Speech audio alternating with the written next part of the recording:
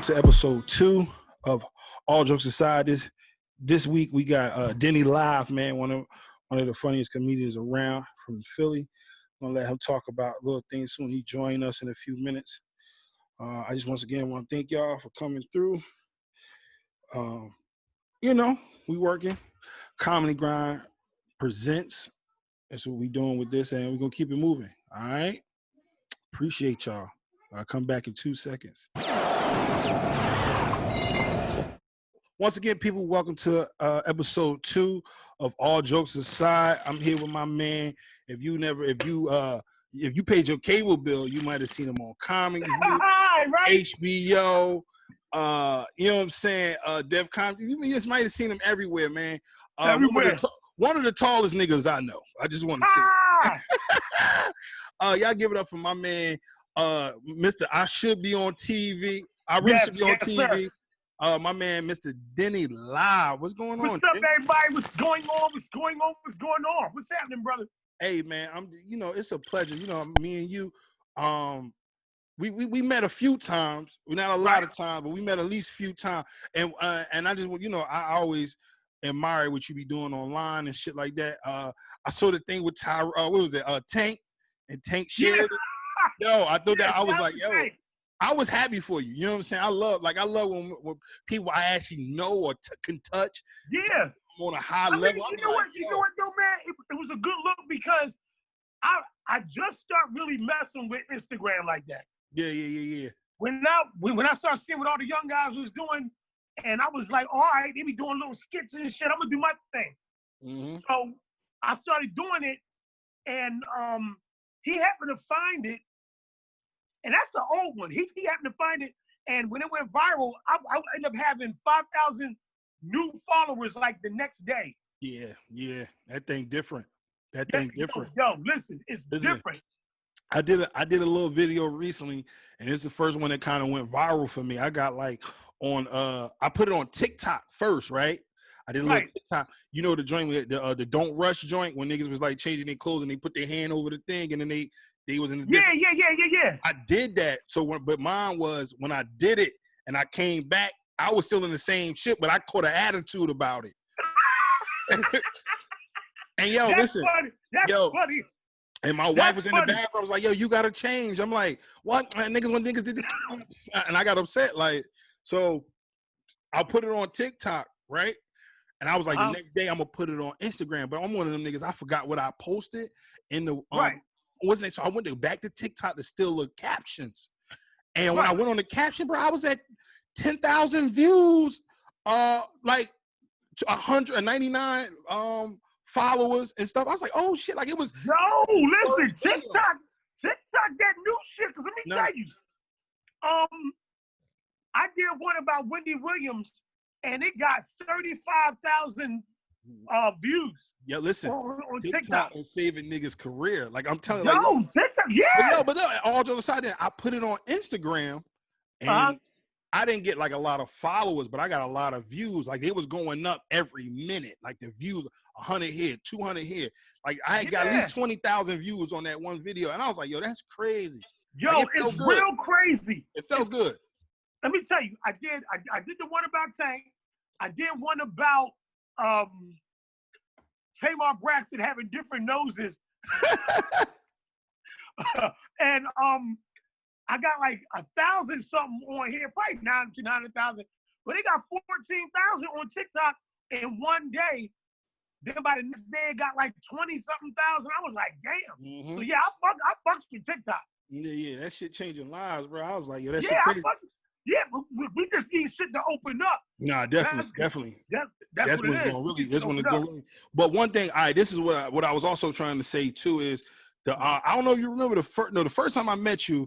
I met you with a I don't really want to say his name on here, but it was some letters in Jersey. You know, it was 3 letters. It was 3 letters. I tell you off the air. I tell you off. Okay, all right, okay. I met you. It was okay. We did a joint in Jersey. It was in what town was that? Florence, New Jersey. Right off of Burlington, right outside of Burlington, New Jersey. And okay. I met you, man, you was cool as hell. Like, and it was always I'm always excited to meet people I watched on TV, bro. Like one thing about comedy, it has made me meet the people that brought joy to my life. Yeah, sure. Y'all on TV and stuff like that. So it's right. It is exciting about that. So that was sometimes they be dickheads when you meet them, though. No. I met a couple people hurt my feelings. I'm not gonna even front. Yeah. Matter of fact, niggas say I look like this nigga. Lil Rel hurt my feelings. Rel hurt your feelings? Yo, Lil Rel hurt my little feelings. Hold on, what Rel do? Rel, I ain't been around Rel in about a year. I don't know. When I met Rel, me and Rel was tight like that. Rel wasn't acting Hollywood. Yeah, this is it. He came to Warm Daddies, man. I walked up to him like, yo, listen, bro, you one of my favorites. I bang with you. I love you on the this is when he was on the Michael Cow what's his name? Michael Cow show, something like Michael something. The little dark skinned dude. Right. Michael Collier? Not Michael Collier. Michael what's his name? God, what is this boy's name? I can't remember. But he was like the big brother on it. It was like he was like the stupid brother on the show. It had David Allegria on it and all that. I can't remember the show. I can't remember. But anyway, he was on. I was just giving him love, and the nigga looked at me and walked off. I was like, bro. Damn. No, my fault. I said, yo, can I get a pick with you, man? I want to get it now. Everybody start trying to boom rush you. This is before the show even started. And he just walked off, and I just left it at that. And my man, I did end up getting a picture with him, but I never posted because I felt some type of way. I'm not going to front. No, man, post a picture, man. Post a picture. I don't even know. I think I deleted it. I ain't even bullshit. I think let me tell you who throws shade my way. And they swear up and down to this day, they never threw me no shade. Darnell Rollins. For real? Yeah. Oh, man. And listen, he wasn't on the Chappelle show then. He was just, who was he with? He was with Miles. It was him and Miles doing the Laugh House. I was hosting. And it was a bad night because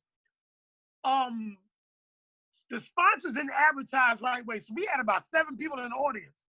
So they was more into talking to themselves, and I'm trying to host it, and it was looking bad with no crowd. Yeah. And he was like, damn, and I was like, then years later when I caught up with him, I told him about that. And you know what he told me? The comedy community is so small. He said, man, you've been telling everybody that. Because they be telling me, I'm like, did he love my man? Yeah, and I felt so much better. Darnell Rollins a cool guy. No, you know what I mean? Definitely. And I had a couple of niggas show me some shade, bro. A couple of niggas. Him, you ain't gonna. I got, matter of fact, even a great showed me some shade. A great, and I'm talking about Dick Gregory. Dick Gregory. This is Warm Daddies is from new comedians. Shout out to Ray. He always bringing out the best of the best. And he had Dick Gregory. I ain't gonna front. It wasn't a weird spot. We was in the bathroom or whatever. But you trying to say hi to bathroom? Well, what happened was he couldn't get the paper towel to come out of the whistling. Okay. I helped him and I gave it to him. Now, mind you, he didn't wash his hands. I didn't even go in the bathroom to pee. I actually had a phone call. Warm Dads be loud in there. I just went in there. Right. He came in after me, and and I understand he seen me come in after, so he don't know if I used it first, and I get it. And I was just like, hey, sir, I came here to see you tonight, man. I think you were great. I appreciate your, who you are, what you did for us as a people and everything. And he just looked at me and walked out the bathroom. I'm like, damn. I'm like, yo. That's crazy. I'm gonna tell you, let me tell you who one of the nicest dudes in the game. Who's that? Paul Mooney. Get the fuck out of here. Paul Mooney? Paul Mooney, the nicest fucking guy. Paul Mooney, Cedric the Entertainer, and Bernie Mac, God rest his soul. The nicest guys I ever had a chance to work with on on that stature. And I'm gonna tell you, when I was doing Coming to the Stage, I was staying at this weird ass hotel. Hotel fucked up. The drug dealer niggas from Philly that was like, you know, like on my team rooting for me and shit. My nigga gonna be on TV. They gave me some bread, right? So they gave me some bread, and I had never been nowhere. I didn't know how hotels work. I figured, you know, I used to take chicks to the Hub Motel on Rosa Boulevard in Philly. You pay cash. No, definitely. Drug dealer niggas gave me $10,000, right? I didn't have no credit cards, none of that shit. I get to the hotel trying to pay cash for the hotel. They like, nah, they wouldn't let me do it. And I was like, oh, this is weird. So I was staying in this weird fucked up hotel off of Hollywood. I stayed at two hotels. I stayed at a Days Inn and I stayed at a Holiday, and both of them were fucked up. If you ever go to LA, West Hollywood is the ghetto. That shit worse than Camden, my nigga. And it was so fucked up. And then you know, everybody know that me and Kim Cole have a relationship, brother-sister relationship. I met Sed, and Sed was cool. Bernie was cool because Bernie came through BT to hang out. And then when he see me in the hallway, I met Sinbad too. Sinbad was cool as shit. His kids actually worked. Yeah, his kids were his son and daughter were both working for BT at the time. And Mark Curry was hosting. It was really cool. So I seen Sed in the hallway. Sed was like, yo, man, you funny as hell. Man, I was like, oh, man, thanks. I'm like, shocked. Bernie Mac is walking down the hallway. Man, don't tell that motherfucker he's shit. That motherfucker ain't shit. That motherfucker ain't. So I'm like, oh, shit, this Bernie Mac. He said, yo, man, that was real good set. I said, all right, cool, man, thanks. You know, everything like that. And then we went to Mark Curry's whatever the fuck they call it, trailer. Okay. Mark Curry, this nigga drink Blue Bull and Red Bull. He had a trash can filled up with ice with Blue Bull and Red Bull in that motherfucker. That's hilarious. And we sitting back there, and Bernie like, shit, I'm gonna get one of these beers. So he reached in there, he was like, Blue Bull? What the fuck is going on here? All that, hold up, they ain't paying you nothing? What the fuck is? So we sitting there drinking Blue Bull, and we talking and everything, and the subject of my hotel came up. They was talking about how fucked, I'm talking about how fucked the hotel was. So he says, where you staying at? I said, I'm staying at the Holiday Inn up there off of Hollywood Boulevard. He said, man, that's a fucked up hotel. So he said, I'll tell you what I'm gonna do. Everybody knew that, huh? Yeah, he said, I'll tell you what I'm gonna do. You can stay at another hotel, and I'm gonna pay for one, and Sed gonna pay for the other one. And Sed was like, I ain't say I'm paying for shit. But they end up paying for the hotel. I stayed at I think it was the La Meridian. This is a fly hotel. Yeah, this North is definitely way better. Oh yeah, nigga, a whole upgrade. I don't know how much it cost. All I knew is that whatever I wanted, I just called and they would bring it up to me, and I could drink the liquor. It was in a little bar thing, and it was already covered. Yeah, them niggas looked out for the cookout, man. It was really, they looked out for the cookout. Now look, D.L. Hughley threw me some shade. Wow. Yeah, nigga, that shit was yeah. Well, yeah, you know what? I'm glad we even talking about this shit, because this show is about. The show is about the bullshit we go through and stuff like that.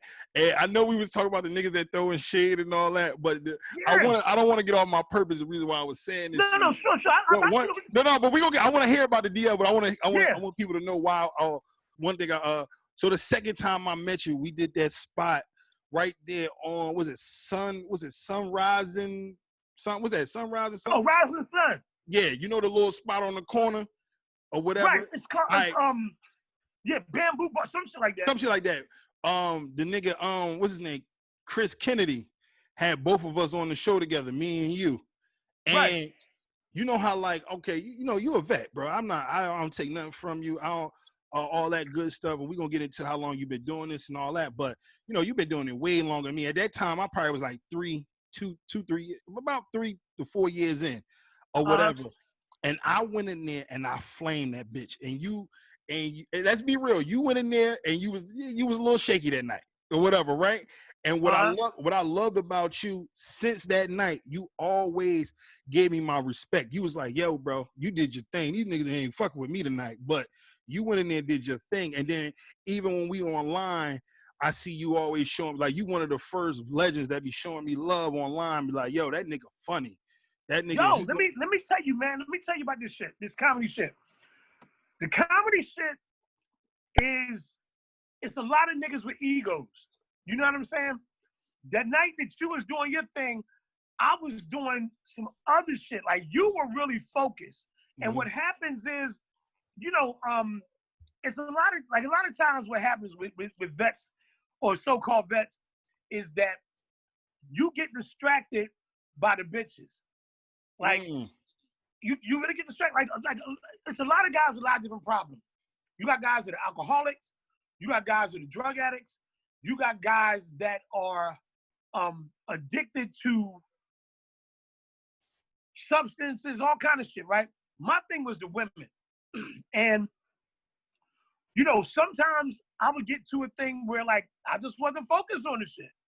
Like, you know, and the thing that keep you alive in it, people got these egos, but you gotta understand, even the best comedians don't always get there and blaze it. No, facts. You know what I'm saying? Facts. Because you know, but the way it works is this. You come to the night where I wasn't blazing. I usually do, and this is no lie, I do 2 bad sets every year.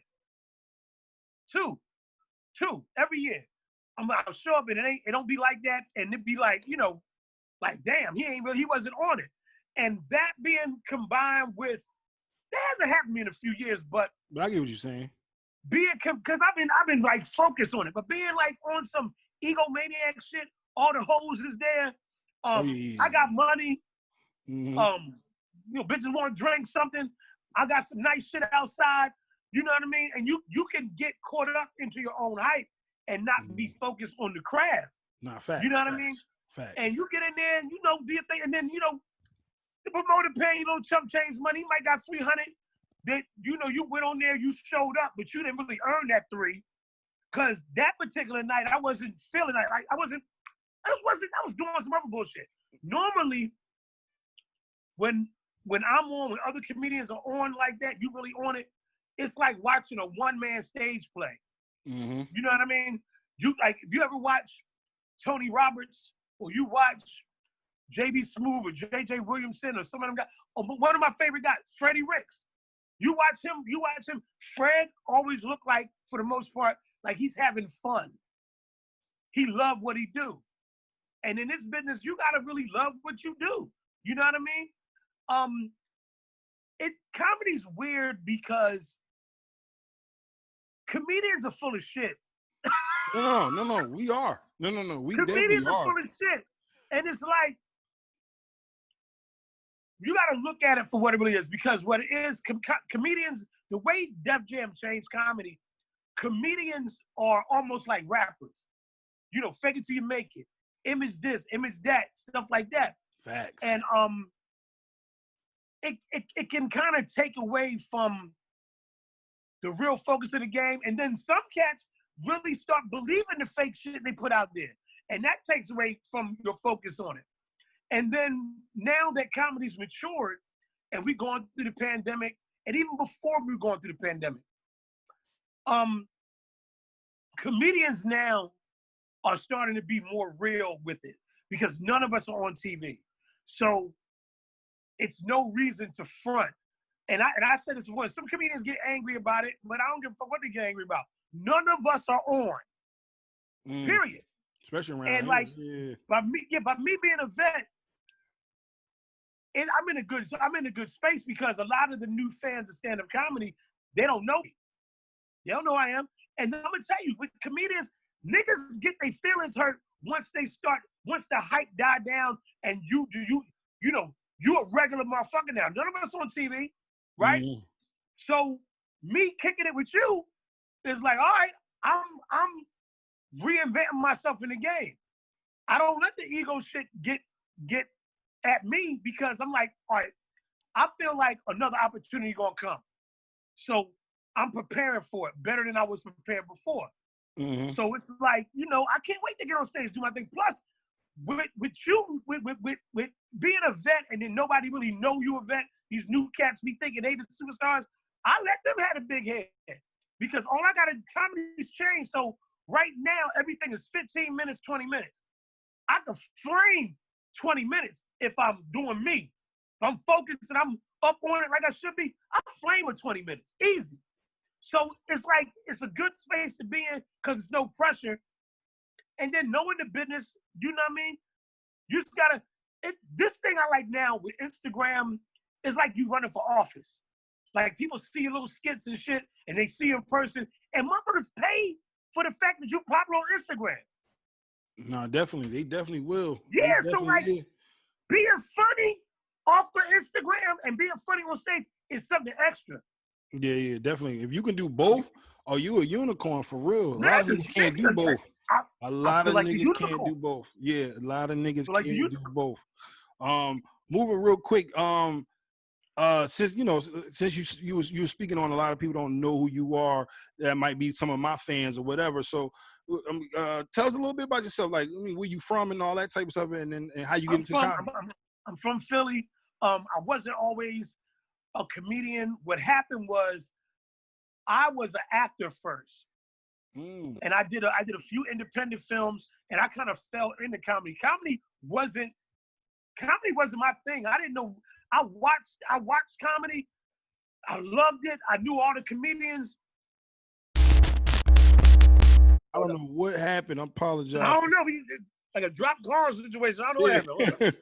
I'm like, what the fuck? All right, we back. We back. All right, hold on. Let me. I don't know what the fuck is happening. I don't know what happened. I thought my computer died and my shit low, but it's charging. I'm like, hold on, wait a minute, my bitch charging. All right, let me go. We gonna run that little piece back, and I'll just, I'll match it in again. So, okay. Pretty much, you could just start talking about how you got back into comedy or got into comedy. I was doing independent films, and I wasn't really messing with stand-up comedy at all. So it was weird because I was in a movie that's kind of popular in the tri-state, and Denny Live is, I used to rap, so like that was my rap name. Get the fuck out of here! You used to rap? I used to rap. Yeah, I used to rap. Oh and, man, get your tall ass out of here with that. Yeah, I just transitioned into the comedy shit. Yo, let me tell you something you don't know. All the comedians used to rap. For real? You know what? Talent had a record deal, and so did I. Yo, you know what? I believe that shit for two reasons. I mean, really one reason right now, because a lot of these niggas since the pandemic been DJs. Yeah. Yo, these niggas got a whole turntable system. Niggas doing music, not music trivia. These niggas they digging in the crates with it. Yeah, they niggas is digging in the crates. Yo, dog, yeah. So like when I got into the comedy shit, it was crazy because I was going to open mics trying to work the material out. And I was bad for like 8 months. I was horrible. But what happened was people was telling me that at the time Anthony Anderson was just getting into stand-up comedy. Because him being a comedic actor, on the weekend, you could make that money at a club. Now he was already doing a lot bigger movies than I was, but he was getting like, like $5,000 for the weekend, which was a lot of money at the time. And I always tell Anthony, I was like, yo, man, you was whack, man. As a comedian, you was whack as shit. And this is when I had no jokes. You over here killing niggas' dreams. Yo, look, Anthony Anderson was already a star. And we met, like, doing auditions and shit. I used to go to LA and really try to get in some movies back and forth. And we met, we was cool. He was already in some shit. But when he started doing comedy, he picked me because he know I ain't had no material. He didn't want to look bad. Yeah. And it was crazy because we both was garbage. I knew I was garbage. And they was paying big money to see this motherfucker. And I told her, I said, Evan, you trash. He's like, you ain't even got 5 minutes. I said, I don't got 5 minutes, but you really put together a whole 45 minutes of trash. And then what made it so, let me tell you, what made it so bad, I met Cool Bubba Ice and Rand Grant. That's one of my guys. That was the wrong situation to be in because somebody couldn't make it. Bubba shows up, and I remember Bubba from Def Jam, and I was no comedian back then. I watched Bubba make Anthony go down in flames for 7 fucking shows, my nigga. Yo, listen, this nigga Cool Bubba Ice is a different beast, man. Cool Bubba got the, I ain't see.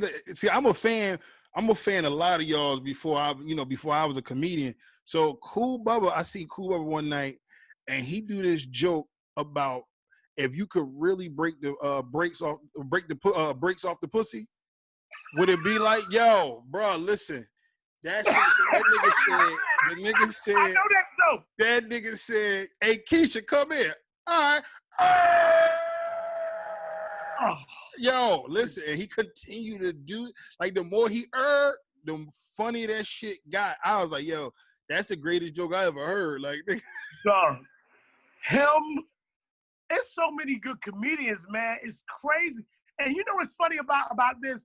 We were so much into competing with each other that it was like cats would never give nobody props. And I like the fact we on an even playing field now. And it's like I look at Bubba, and Bubba is one of my homies. Like, we got to be really good friends. You know, I call Bubba up just to bust it up, and Bubba has put me on a lot of money. Talent too, put me on a lot of bread. You know what I mean? And we got a different camaraderie, man. We were really cool people with each other. And I learned a lot from them guys, man. And it's a good experience, man.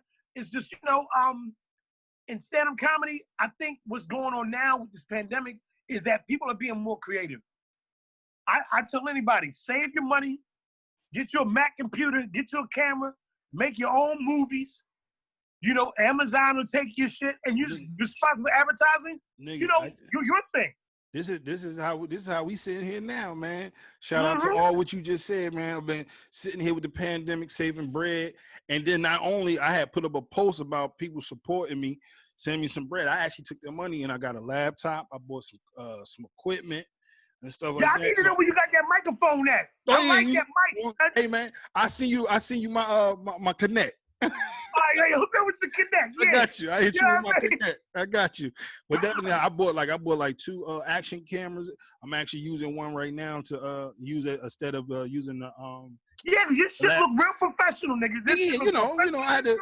I'm a little smart. So that's what's up. You know what I'm saying? So I've been trying to like get this shit down pack or whatever. But definitely, like, that's what it was. And I'm glad you said that. Like, this pandemic, we all at ground zero. So ain't nobody over nobody at the moment. Nigga. No. You got to come up with content and keep yourself a little leveled over. That's it. Man. Yeah. Like, yeah. I wasn't used to Instagram like this, man. Look, somebody put me down with a editing film app for your phone. I got the new iPhone for my birthday. My shit look crystal clear. Yep. I'm learning my little editing shit. And then, I'm thinking about getting the Mac. Well, I'm going to get the Mac computer, Final Cut Pro, all that. Because it's time to make your own movies, man. No, comedians, we like the new rappers, man. We might as well go ahead. When you do them little ghetto spots, you have somebody film it. And that's 1.5 hour is that. That's one special right there. Kevin Hart got 6 specials. I got 1 already recorded. So you got 6 specials too. They can put them together. No, I just did one. The crazy thing about it, I just did one with my team. We did one celebrating my 7 years of comedy in February. So I was gonna do my own special by myself, but the way I wanted to do it, I needed more time. So I was like, yo, let's do one as a group. So we kind of didn't do it we did it as a group, but we didn't package it as a group. But I got my own. Everybody got their own half to 20 to half minutes. Listen, let me tell you what they do with the 20 minutes. Let me tell you about the 20 minutes specials. Somebody gonna give you $5 for the download. No, definitely. No, definitely. I'm telling you. I'm trying to find a way right now how to package it the way I want to. I'm about to work. I'm thinking about like, well, I already got the idea. I'm gonna put it on the website, and then you just download it, go right to me off my website. That's it. Yeah, there you go. Yo, get that website, get that merch together. Listen, man, I'm telling you. We now working. Listen, all the chicks in Philly fuck with you because you got that beard. Yeah, man. You know, I try to keep it. I don't want to cut it, man. No, don't cut that motherfucker. Shake that motherfucker up and come to Philly. No, we coming for you. You Assalamu, brother. What's going on? I'm with it. Yeah, right. Nigga, what? I'm with it. I remember one day, like I'm a Christian, so one day I was in. You know, I'm gonna be real. I go to Palmyra, Mark. You know what I'm saying? We go grab some shit. But what I'm hood, you know, I ain't rich. So we was in there, and I kept hearing a dude kept saying Assalamu alaikum. And I just was focusing forward what I was doing. Assalamu alaikum, brother. I said Assalamu. He kept saying, so I turned around. He's looking at me. I said Assalamu alaikum. I said, oh man, God bless, brother. Like, I just walked off. Like, oh damn, I gotta teach you some slang, nigga. I know the shit. I'm from Newark, New Jersey. So I know the shit. That's like another extra Muslim town too. But it's super Muslim up there in Newark. Yeah, definitely. So that's what I'm saying. Yeah, so I know the shit. I got a cousin. This nigga, he one bomb away. You know what I'm saying? So, like, I know the shit, but it just I was nigga, I'm not gonna conform for you, my nigga. I'm gonna say hi. Right? You wanna say hi? I'm gonna say hi. Bye. That was about it. Right? But yo, let me I wanna ask you. So one of the questions I wanna do on my show that especially for comedians, you ever seen a movie?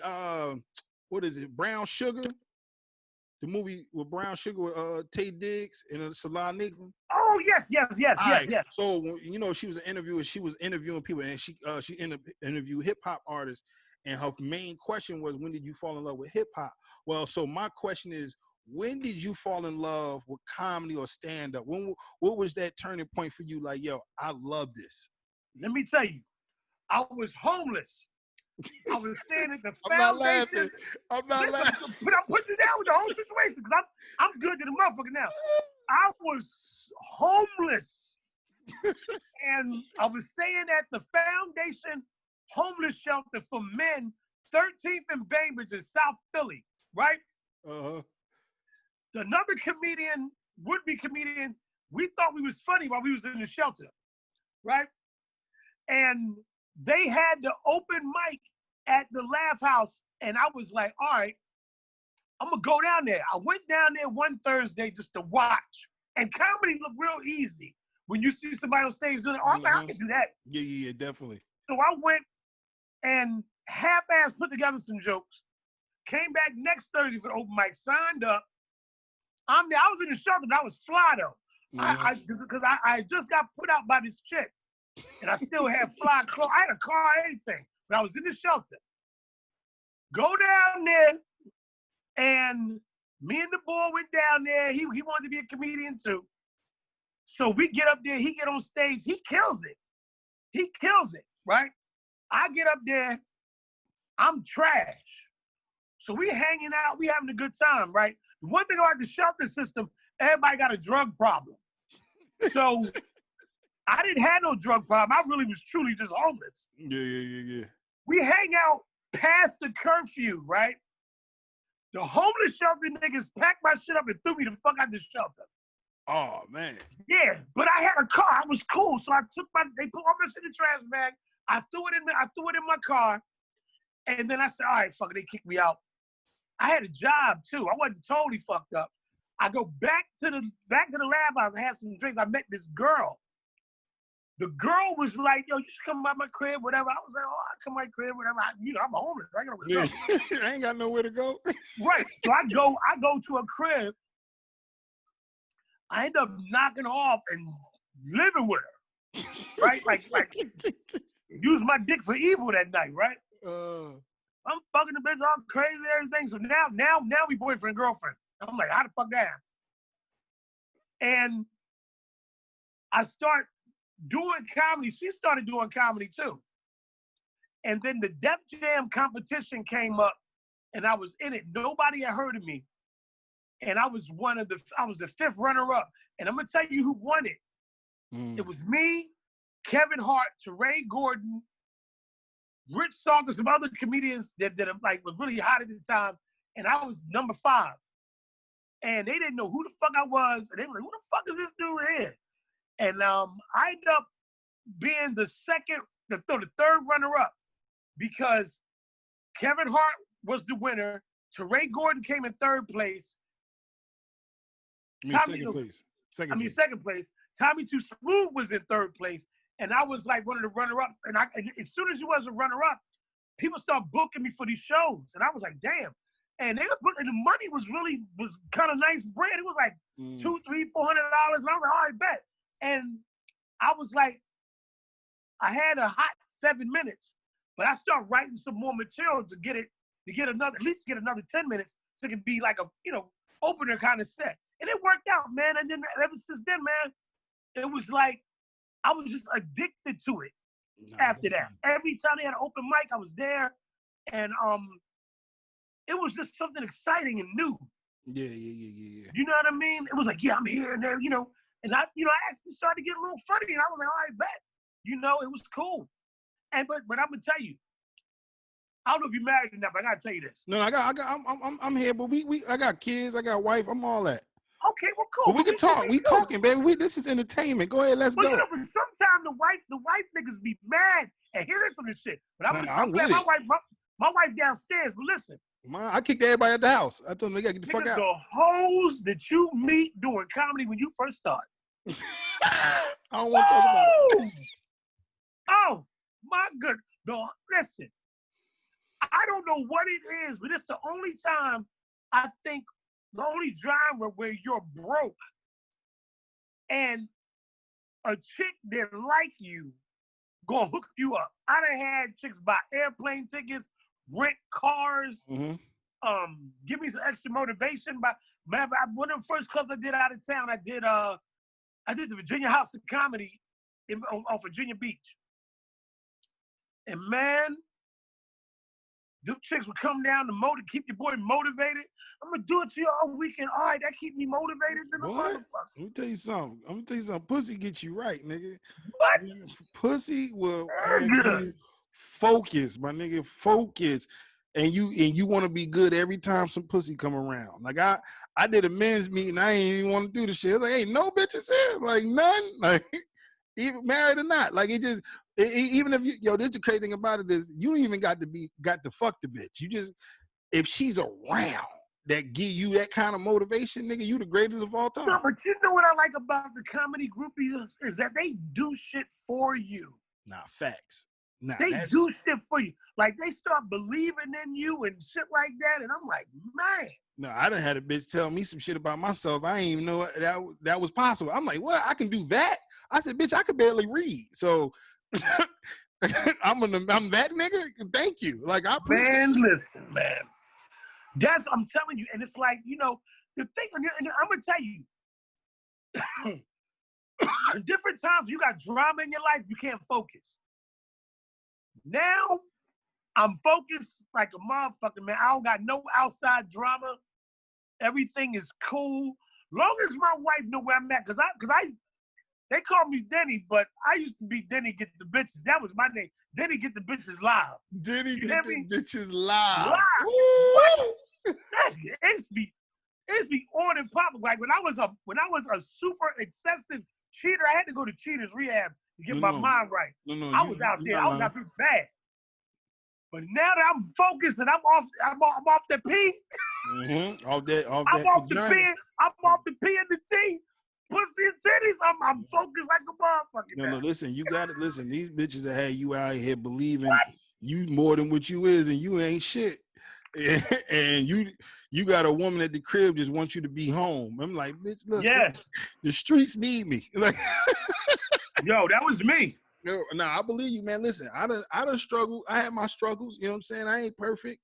My wife know I ain't perfect. You know what I'm saying? But I'm focused now. Like you said, I've been focused. This pandemic make you focus as shit right now, especially. It make you focus, but man, I'm gonna tell you, my problem was, man, them badass motherfucking chicks come up after the spotlight. They be like, "Where you going now?" Mm-hmm. Like, where you going? We go to my house for a couple drinks. Why you don't Don't don't do have that. me come over?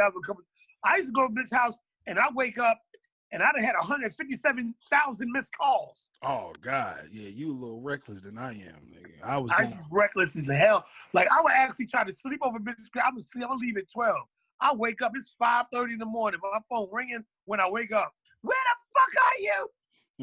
Going off, man. Going the fuck off, man. Oh, This shit.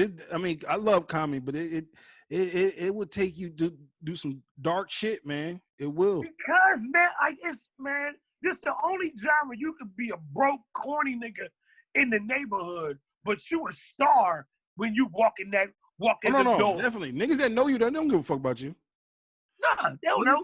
And I think that's what, because talented comedians, this broke, got an ego like he got an album coming out next week.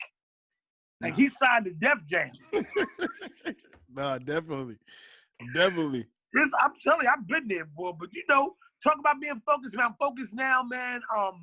Learning a lot of technical things, man. And I really like the pandemic because I can spend all day being creative. I done touched up some jokes. I done put together some nice sketches, man. I got a real business plan. Only thing I don't got is a team. Oh yeah. That's the only issue. That's the only, because you know what it is. I'm gonna tell you, because the same thing with me. I have a team, but I don't have a team of people that do other shit. I have a team of people that do the same shit. You get what I'm saying? Right. We all the comedians. I need a Right. cameraman. I need a publicist. I need niggas that's gonna push me. I need an agent. I need all that type of shit. I need that type of shit. I get what you said. Yeah. Definitely. Yeah. We definitely. It's gonna come. It's definitely gonna come. Oh man, let me tell you, man. Shout out to Tony Baker, comedian Tony Baker. I learned a lot from him. Funny as shit. Tony got some of the best sketch comedy on Instagram of all time. Yeah, no, definitely. He got some of it, yeah. But I respect Tony Baker because Tony Baker's business is straight. That nigga has his business straight, man. And the thing is, people, old school niggas always worry about who the funniest motherfucker in the spot. The funniest dude ain't gonna be the one that make it. It's gonna be the guy that shows up on time, the guy that got a website, the guy that is always working on the craft, whether he's in the crib, whether he's at a comedy show, whatever, just being creative and networking. Having a fly-ass business card will take you many places. You know what I feel about that business card? No, I feel you though, but you know what's crazy? I done gave out like millions of business cards, and I probably got booked off of 2 of them shits. You know what? You gotta have your business card when it's fly enough. My business card like a motherfucking flyer. It probably. No, my shit. No. My shit look like I'm gonna send you a picture of mine. My shit. Matter of fact, it got me on there 3 times. It got my all my information at the bottom, how to follow me. It's in red. I got one in red. I got it in blue. Then in the back of it, you switch it around. It got my company logo in the back, and it's designed real nice. You better get that motherfucker out more. Don't. That's probably what it is. That probably is. But I done had a bunch of different type of ones. But that's my favorite one. It's about the same size as a fucking CD case joint. You can slide in. It was a CD. I got a big one. I got a nice size. Yeah, my shit dope though. But you're right. I probably gotta give it out more because it'd be funny. One thing that bugs me. Let me tell you. The thing about this game that I love, nigga, I feel like we running for all. I feel like we strippers. I feel like we male strippers get on a fucking pole. I get up there and I'm working a little bit. Somebody gonna want me to dance in their club. No, definitely. That's how. That's a good ass analogy, nigga. I ain't even thinking about that. We are strippers. If I'm slinging them jokes right, nigga, I'm gonna be at the next spot. Yeah, you right. You ain't lying about that shit. But so let's go to another question real quick. Sure. I know we done talked about some crazy shit already, but give me something that's crazy, like something that was it could be funny, it could be dark or whatever. Like just give me something on the crazy tip, like that you've seen so far. What's going on with this game, like nigga? Oh man, guys, I done experienced so much. The hose was always exciting. It's a love experience, I hope you married to somebody that love hoes too. That's no. My wife don't play that shit. I'm in some shit called called Cheaters Rehabilitation. Which like she's my sponsor, all that shit. She's my sponsor. None of that bullshit I used to do no more, my nigga. Yes. You know, a lot of times dealing with comedian egos, some of the comedian niggas are some shady motherfuckers for no reason. Joke thief niggas is big, like big, because it's like, it's funny because a motherfucker is still a joke. Well, no, it's not. Well, shit done got past them jokes. Let me rephrase that. Stealing a nigga's whole life, stealing a nigga's whole everything. Like, give you a prime example. Smokey Suarez is my man. It's like meeting another nigga, but his name Jokey Suarez. Okay. Talk like Smokey, walk like Smokey, everything like Smokey, and he really think he a fire, but he just looked at another nigga and stole a nigga's whole life. Niggas, identity theft.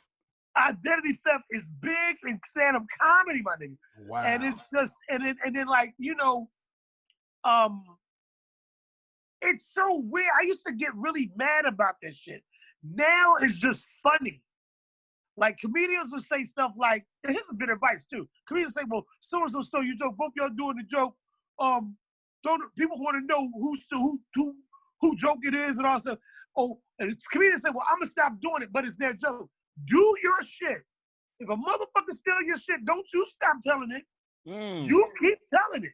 You the first one I ever heard say that, because the shit happened to me. My own homeboy stole my joke, and he didn't deliver it like I did all the way. I ain't gonna say he did it, but he stole it. It was so fucking familiar. Like, it was too much when niggas was looking at me like, other people was looking at me.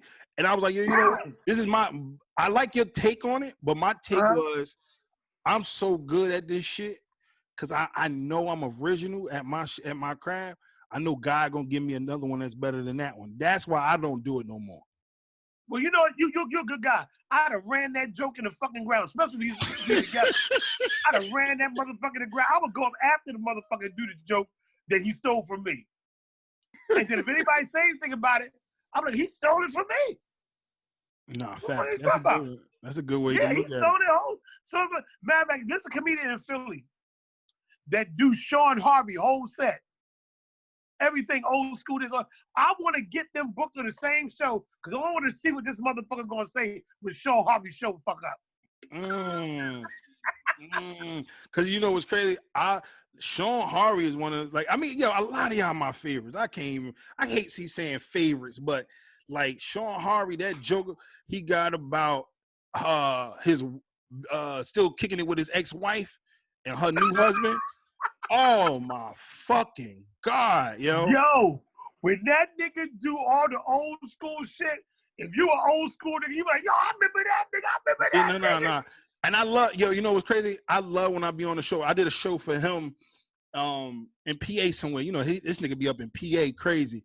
And I did a show for him and he was the host and he had did that joke about the hip hop and all that. Well, I got a joke about that shit too, like about how old school hip hop ain't no better than new school hip hop because y'all niggas want to talk about the mumble rap or whatever. And I was like, y'all niggas got songs that we know every word, we still don't understand what the fuck he mean or whatever. I did the joke right behind him. Yo, the crowd went crazy because he had did that joint first, and I went right behind him and did it. Oh man, that shit was beautiful. It was beautiful. Yeah, man.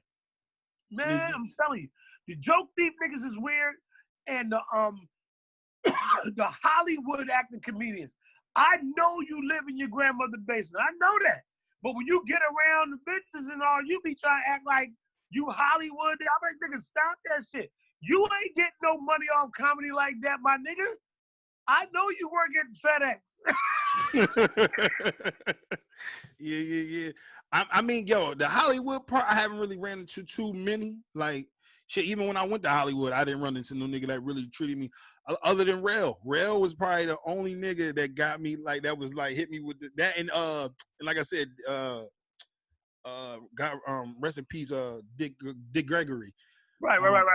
Other than that, everybody showed me love, man. Like everybody, like I said, a lot of y'all show love to me when I come around, or whatever. And that shit is cool. And it's crazy that you even brung up the joke thief stuff, because that was like one of my questions anyway. If you ever had a joke stolen, and what would you do? But I get it. I see what you said. Yeah. You said you gonna say that shit regardless. So I'm regardless. And look, depending on how. Let me. I gotta tell you another weird. No, weird come on, give it to me, bro. We got time. I did a show in New York, right? It was a weird ass show. I needed a couple dollars, so I did this show. It was a bus trip. Let's tell you the story. So it's me and another comedian. We doing comedy on 2 different buses. So the first bus, they was like, what did they say? They said, all right, you headline it, and I'm gonna host it. I said, all right, cool, no problem. We supposed to switch on the second bus. So the person accused me of stealing a joke from them. Now the person stole a joke from me. I just let it ride. Kept doing the joke. Anyway, an incident happened on the first bus. So when I did the second bus, I talked about the incident that happened on the first bus. The comedian yells out, "You're doing my jokes. Do your jokes." It's like if you're doing something, just like you got a show and they got fucked up curtains. So everybody's saying something about these curtains. Mm-hmm. It's not a joke. It's just an observation. Yeah, it's You're doing my jokes. And it was weird with these Hollywood. I said, this motherfucker goofy as shit. I got a problem with comedians that don't know what they are. Are you a comedian or you a talent agent?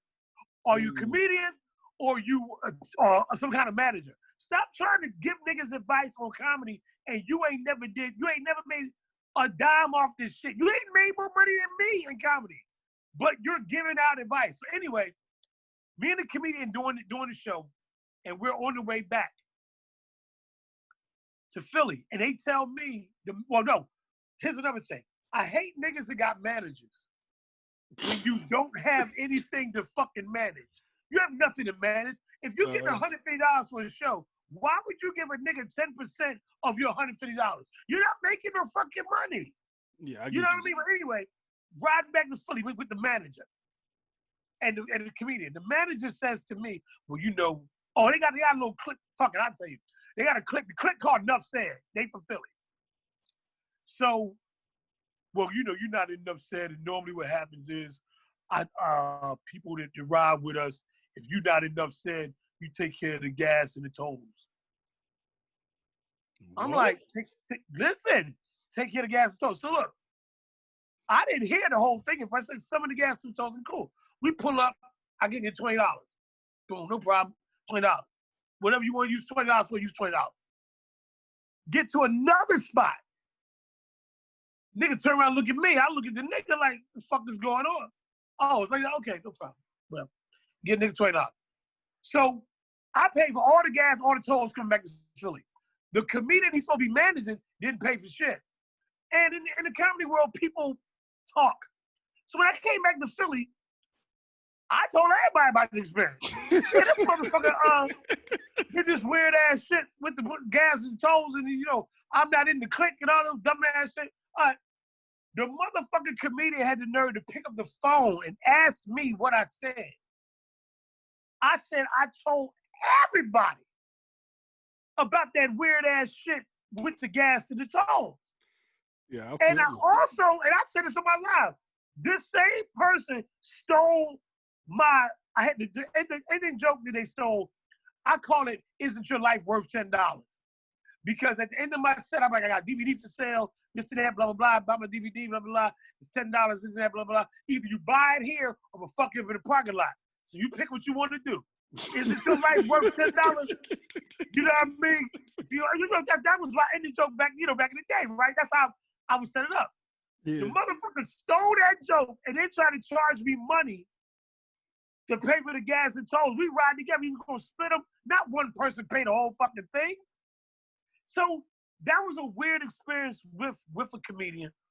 Another weird experience was a comedian came to New York And the girl that he came with ended up going back to the hotel with me. Oh shit. Yeah, put the nigga on the bus. Denny more bitches or something, whatever you said. Denny get the bitches live. Denny get the bitches live. Nigga, it was crazy. And it's back when I was on some dickhead shit. Like I used to wear dumbass jewelry. Some of it was real, some of it was fake, but it was all shiny as shit. And you know.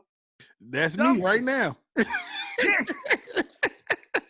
You don't know if I got on some real shit or fake shit. It look good. Hey though, man, I don't as a comedian, you got to have a shiny ass watch. Oh, that's the only thing I'm lacking is a watch then, because I got the change for days, nigga. I just did a whole photo. For days? I got, nigga, hold on. Let me show you what I got right now. Nigga, look at that. That look crispy. Oh, sick, boy. Go ahead. Come on now. We out here. Hey, listen, this is what you got to get, though. You got to get this shit. I'm getting some dumb shit. I'm getting the shit that A Boogie with the hoodie be wearing in the video. Big ass shit. My shit gonna be diving the fuck out. It's like his shit say high bridge. My shit gonna say superior brand marketing. I'm gonna have two of one with all that on it in diamonds, and one that say DL on it with a funky ass, dumb ass watch. Yeah. Oh, God, it's gonna be stupid. Fuck that. For real, look, nigga, fake it till you make it. Shit, fuck it. Hey, man, yeah, shit. Some of them niggas made it and still wear fake it. They still fake it. Fake shit be heavy. Like, bitches don't even know it's fake. They be like, oh. I'm like, yeah, bitch, yeah. I got fake shit still haven't changed colors, nigga. I'm like, this shit might be real. They didn't even know. You gotta buy high-end fake shit. Word. You don't want to buy no shit. You gotta buy some shit like this shit heavy. You can't tell. It's shiny and sparkly than the motherfucker. Like when the lights hit that shit, nigga, sometimes you can't even see my face because the shit look like I got on a rhinestone shirt or something. Exactly. I got a homeboy. Yeah. I got a homeboy swear I'm rich as shit. I can't even tell that nigga this is fake. I'm like, man, this shit fake as hell. He told me, fuck out of here. See, look, we'll always lying. Look at it. I'm like, nigga, stop when you get me robbed, nigga. Nigga, look. I'm getting some shit that the boy Casanova got. I watch all the rapper chains, nigga. I'm like, I'm getting the DLX on my shit or something all crazy. Yeah, you crazy, bro. All right, let me ask you another question, man, because I know you got stories and shit for days. And I knew this was going to be a good interview because you crazy. Has comedy changed you as a person? Like, has it changed you in a good way or bad way? Like, it changed me in a bad way. It changed me in a bad way. Okay. I have a regular job. I've been working for the city of Philadelphia for 22 years, right? I got a pretty good job. The people on my job are haters, and I look down on them. I really be Hollywood with niggas at work because it's like, no, I really do because like my Instagram popping a little bit. I got 5 Instagram pages. They all popping to some level. You know what I'm saying? I work with a lot of dudes that got drug problems and shit like that. I work with grown ass niggas that's catching a bus and walking and all that shit. I mean, I'm just keeping it funky, man. I got a fat ass crib. I got 3 cars outside. You know what I mean? I'm living good. If you was a nigga that's smoking crack and all that other shit, I look down on you. On something like I'm the big time comedian. You not shit. Like I got on my teeth. Where the fuck are your teeth? We work for the city of Philadelphia. They give you teeth at the fucking orientation. They got a table full of teeth. Just walk by, pick your teeth out. Why you walking around with a raggedy fucking mouth and you got these great health benefits? So like I look down on niggas at work. I do. You know what I'm saying? I be wondering like why you walking instead of driving. Like nigga, I'm 51, nigga. I will never walk no motherfucking where, nigga. So why you walking? You walking somewhere, nigga. You only got a hoopty. You walking, talking shit. I said, man, something fuck wrong with you. Me and you spend our money different. I eat lunch every day. Niggas, niggas be hating. I eat lunch every day, nigga. I'm the job loan shark. Like my bread together. I'm good, nigga. My shit. If you're a regular nigga, it's 25 cents on a dollar. If you're a crackhead, it's like 50 cents or dollar for dollar. Like it's niggas that owe me their whole income tax. Nigga. I cleaned up.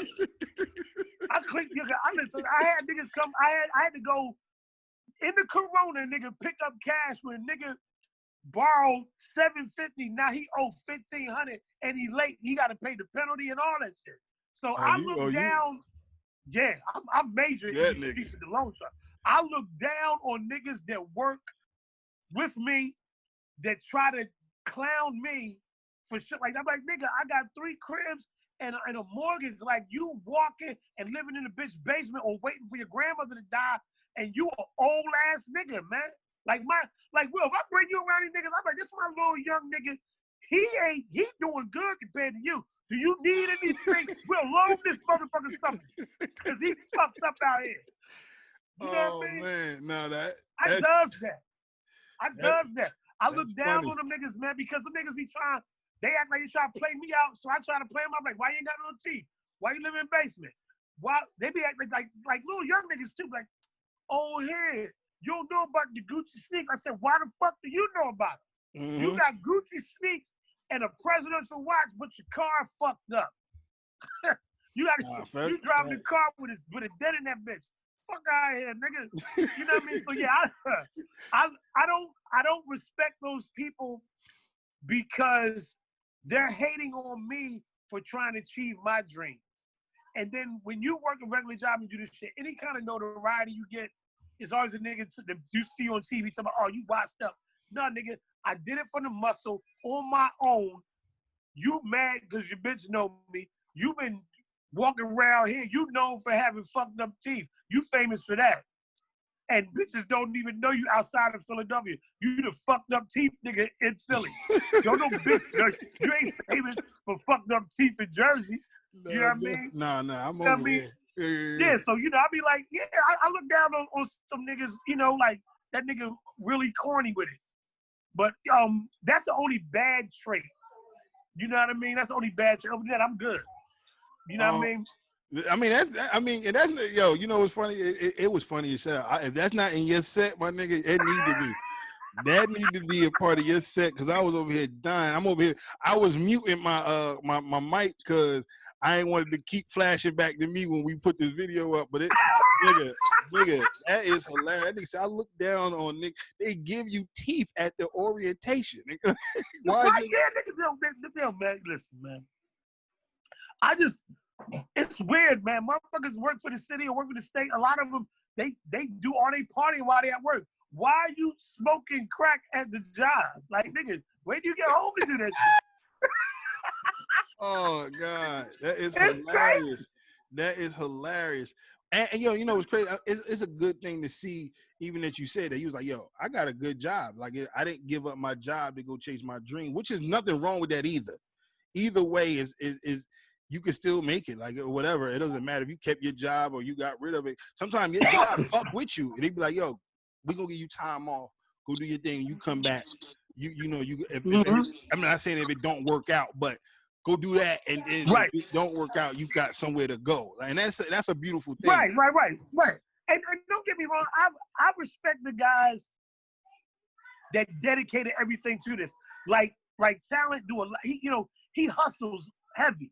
And, you know, we talk about, you know, day jobs and shit like that. He understands, but that nigga is out every night getting that bread. And I always respected that. The thing I don't respect is a nigga that don't have a day job, living in the city, all you do is comedy, and you're complaining and you're bitter. Nigga, if you don't work a regular job and you're doing this shit, don't be here. Be in New York or be in LA. Or have your business right where you're dealing with agents and you know you're open. But this egomaniac shit with no money, I can't. Nigga, come on. I'm not buying you never a hot dog, my nigga. Every time I'm at the open mic, you need a hot dog, a soda, a pretzel, nigga. Fuck that. Something, yeah. I'm with you on that. I'm with you, bro. I'm that nigga too, bro. I don't like even when you say about the drive and shit, like, nigga, when I go somewhere, a lot of times I gotta be the driver. I don't trust other niggas, bro. Niggas wanna leave, nigga either wanna leave too early, nigga never wanna leave, or right, or something stupid. I'm like, man, shit, let's go, nigga. Let's do something. I'm done with that shit, man. My wife is a designated driver. I get tired of riding with niggas when you pull up to the gas pump or the toll pump, he sleep. Fuck out here. Yeah. No. I soon the nigga get in the car. I'm like, you got your toll. What we doing? I got gas. You got the toll. What you want to do? Like, yeah, nigga, you know what I mean? Like, man, I'm telling you, man, listen. It's a few thorough cats that I fuck with where as soon as they get in the car, they like, here, take this $40. Yeah, definitely.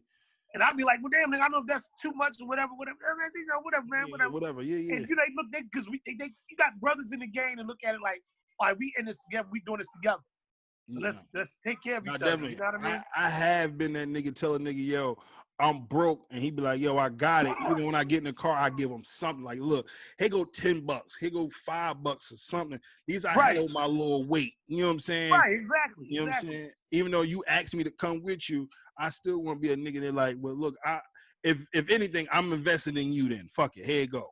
You know what I'm saying? No, definitely, I've been that guy, and I hate those. And matter of fact, this is not even a question on my thing, but I think I'm gonna add it to it because of this. Since we was talking about like niggas just promoters, right? Niggas. Let's talk about that for a second. Like, I mean, we got some good ones. We got some good promoters out there or whatever. There's some shady motherfuckers out there. And there's some shady niggas out here. I can't deal with the guy that don't want to pay me. Like, I come and do an amazing job. Nigga, give me my money. Exactly. Give me my money. Like, even when I book niggas, I try to pay them before they get on stage. Because niggas perform better when they get paid before they get on stage. Of course, you happier, you ready to do your thing. And I try to give you all of it too. I try to either give you a deposit before or pay you all when you get in the door or something like that. I try not to wait till the show start or whatever and pay you. Unless something really, really happened, then I understand. You know, I still try to have that money. Don't bank on the door. You know what I'm saying? Right. Definitely. Yeah. So you ever had like some shady shit with a promoter or some? Sure. Talk to me. I had shady stuff with promoters. They do stuff like they'll tell you this one. This is my favorite one. Oh man, we ain't really sell a lot of tickets. I'm like, what the fuck you mean sell a lot of tickets? You're supposed to have that before you even do it. The way to combat that, and I learned this watching comedian Capone. Capone was walking around with this briefcase at one time. And let me say, it was crazy. In the briefcase, he had contractual agreements. Like, if you talked about booking him while he was doing something, and you see him somewhere, he would have you fill out something. You would sign it, and then he would do, sign a contract right there. If you have money right there, he would hook it up like that. Mm-hmm. And it was like, like, yeah, this dude is really professional. No, that's definitely and like, I started doing stuff like that. Like, if you wanted to book me or whatever, I send you an email agreement right there. Everybody on their phone. You send me an email back saying whatever. Give me $25, something. You know what I mean? We'll lock it in. You know what I mean? But yeah, a big part of this business is being up on your business. You got to be up on your business. That's what you got to do. And like, when you do that, people respect you more. You know what I mean? Because they'll know that you are about your business. They can't hit you with the bullshit. You know what I mean? So it works like that. Yeah. Oh, I couldn't hear you. My fault. I actually started doing that too. Making people pay for. I mean, not just pay. Do a deposit, at least a deposit. Right. And doing contracts. Man, I done got burnt a bunch of times. Me too. And it's like, damn, bro. Like, I got kids. I understand you got a family too, but bro, you didn't. Or sis, you asked me to come, and I did my part. I get paid to come. You know what I'm saying? Right. I showed up. I had one nigga, they try not to pay me at all. They didn't even let me perform, but I was like, I want all my money. I don't give a fuck. I showed up. I can't perform because of you, not because of me. Because exactly. I need my money. They gave it to me too. It took a minute, but I got it. Yeah, man. Like, it's a learning experience. I think with comedians and book people, they get so used to getting jerked that they think that's how the business go. Yeah. You know what I mean? And it don't go like that. You gotta, somebody charge you a price, you agree to it, pay it. But the way to keep everybody honest, man, is through contracts. No, definitely. And you know what I mean? And I try to do it all the time, especially if a nigga I don't know you. I definitely do it. The other niggas, if I kind of know you, I'll be a little lenient, but I need my money. I need at least a deposit. Yeah, well, you half a deposit is what you get. Make niggas Cash App it, because Cash App is a record of what you got and everything. You know what I mean? Yep. I'm with that. I love it like that. Nah, all day and tomorrow about that. I'm with that all day. Oh yeah, definitely. Yo, in this comedy world so far, what you have done, is anything you wish you would have did different, or you satisfied? Which one? No, I'm gonna tell you. I wish I had my business straight years ago. Like knowing what I know now, especially after having a stint on TV and stuff like that. I wish my business was in order. My business was in the shambles because I wasn't used to making any kind of money like that, and I didn't handle things the right way. Like my thing was, I would have invested more in me. My thing was looking for an agent, not working on projects like, like when people talk about doing a special, it's not far-fetched to do. And I had plenty of money to invest in equipment and stuff like that. And I just went about it the wrong way. My thing was doing shows, getting paid, not really thinking about doing it independent myself. You know what I mean? If I knew if I was coming along now, or if Instagram was popping the way it was now, and my thought process was different, I would have been a lot more further, because this is a business and you got to handle it like it's a business. You know what I mean? That's my only regret in terms of, because in this business, people wait on somebody to do something for them. And Marlon Wayans was saying something that made a lot of sense. He says, I auditioned for a lot of movies, and because my last name is Wayans, you're thinking you're going to get a part, and people prejudge you and won't give you a part just because your last name is Wayans. They don't know that you're still an actor, no matter, we're actors. We're comedians and actors. And because he's a millionaire, it comes from a millionaire lineage, your brother put you on, and, you still got to work like other people in the business. People will not put you on for that situation because they feel some kind of way. So he said, whenever somebody writes me out of a movie, or whenever they cut me out of something, I write my own scripts and film my own movies and negotiate my own deals. And that's how you have to play in Hollywood. You know what I mean? It's so many outlets. Even if you just say Netflix don't want to fuck with you, one of these other streaming services will want to fuck with you. And the biggest thing is completion.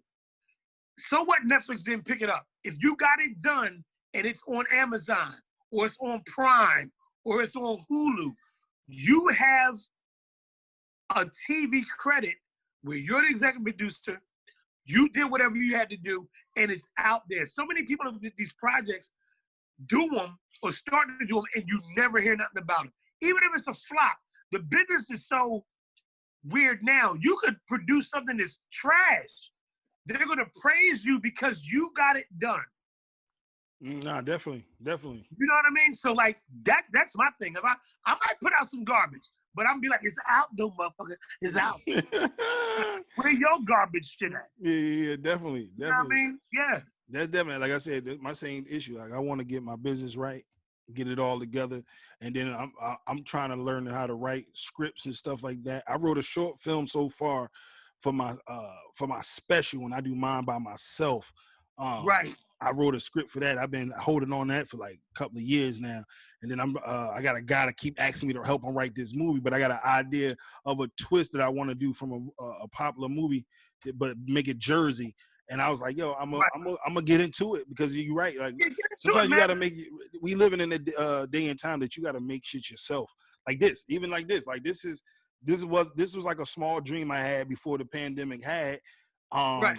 Is on I'm not gonna say on a smaller scale, because the content, only thing was gonna be different. It would have been more of us the way I wanted it to pan out. But I like the one-on-one right now, because you get more out of the main person that's on here. You know what I'm saying? Yeah, definitely. So yeah, you right about that. We could write our own shit, put it on Amazon, could put it on Netflix, Hulu, all that shit. Was it Toby putting up these whack ass movies? That shit. But you know, you might find one that's like a little decent, but you know. Hey man, but you know what though? A lot of people aren't great script writers, and I'm so much a lover of the game. Even if the movie whack, if I know who's in it, I will support it. No, definitely. And plus, I have ideas about how to advertise through social media and on the street. You know, like just in passing, hey, how you doing? Oh, here's my card. I got a movie out on so and so. If you download this, whatever. You know, it's all about your networking and just having your situation together. I gotta warn you about the movies though. When you work it, I don't know. Maybe I'm a bad kid. I can't work together. I don't work well with others sometimes. But when you have an idea for a film, and when you have to do it, and ain't no bread involved, black people fall the fuck off. You'll have 5 different people play the same character because you never know when this motherfucker gonna show up. Hey, you know what I mean? Fuck around, be a whole nother section in there. Like, is this a nigga or female?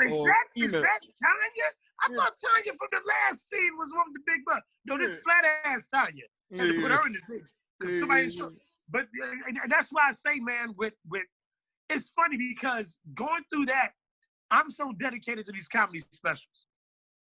I'm so dedicated to them because it's you, the camera person, and if you have to deal with weird attitudes, it's the behind the scenes people. You know what I mean? Yeah. I hate dealing with a cast of people because as soon as you pull camera, everybody get Hollywood. What's my motivation? You ain't got no motivation, bitch. You trying to be seen, right? Sign it for me for him, bitch. Yo, I got time for that shit. It's just funny to me, like how you said, like people are so scared to lose money now to get the bigger bag later. It's like, bro, you don't have even with certain people when it comes to like it's hard for me to catch a good cameraman. It's hard. I'm not saying I don't have a good one around me, but at the moment I'm like, yo, let's take the L. You see what I got. You see what I can bring to the table. All I need is these couple little levels, nigga. We out of here. You never know. And the niggas like, well, you know, I understand niggas gotta eat. But me too. I don't have nothing. Nigga, like listen, fuck them all. Let me tell you. We got all the cameramen in Philly. Philly's so bad right now that a nigga with a camera got a manager you gotta call. He ain't did shit, but he got a manager you gotta call. I tried to hook up with a guy. I ain't gonna say his name. 2 niggas. And I said, yo, man, let's shoot this special. Well, you know, I gotta be paid this, paid that. I'm like, all right, well, never mind, nigga. Because I'm not paying you shit. I'm asking you to partner up with me and we sell it together.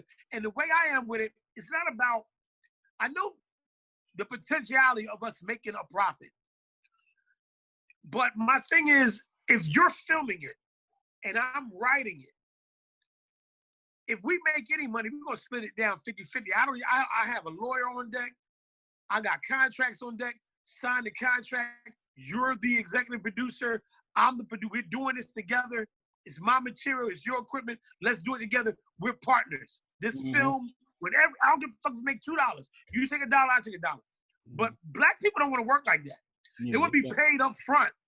And it's like, all right, I'm cool. And I hate to say this, the white dudes are the ones that are down for the struggle. They're like, okay, we're gonna partner up. Yeah, we're gonna partner up. Okay, well, okay, I'll send you a contract. I read the contract, my lawyer read the contract. Contract perfect. No money down. I get the venue, he bring the camera, he bring the lights, and we film it, and then we see what we can do. Everybody, people don't want to start from the ground up. No, and I'm gonna tell you this. You don't. This is what you gotta do. This is what you gotta do. I told my wife this shit. Motherfucker, you gonna be the camera person. You gonna be the camera person. Because sometimes you gotta do that. You know what I mean? You have to do it. Like when I be filming shit in the crib, nigga, sometimes it take all day. No, you ain't lying. I be starting 5 a.m. Somebody called me, and I done lost some of the footage on the app, and I gotta do it over again. I got some of it editing error because somebody stopped me from doing something. So like, hey man, it's a learning process. But I'm telling you, I really believe that if you put it out there, somebody gonna buy it. And I believe that me personally, I think I have a 50,000 person fan base. If I could do 20,000 downloads at $5, that's $100 grand. And I don't mind giving a competent cameraman that wants to work with me 50,000. I don't mind, because as a comedian, we need the look. Really not, we need money. But if you could get a look where somebody sees you and the product is good, it's like selling Coke. This is the best comedy special out right now. You know what I mean? So, you know, I say keep working, man. But, you know, a lot of times you got to be your own everything. And you ain't lying about that. You definitely do, bro. Like I said, I just went through that same shit. Like I told you, I got a team. Shout out to the Comedy Grind. I just went through that with my whole team.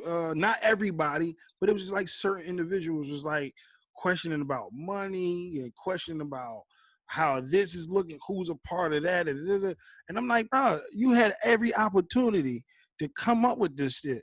I put it in a group because a lot of us don't live by each other. I got a lot of my teammates, they live in LA.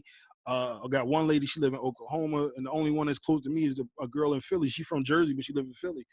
And it's like, yo, I put it in the group. This is how we can do the tickets. If you want to do the tickets a different way, let me know. If you can't fly out here, let me know. I will pay for your plane ticket. I was trying to make sure niggas got here for we can be on a bigger scale, and it was just like a lot of bullshit about money and well, I feel like we should do this, and but you saying this now, and the show is in 2 days.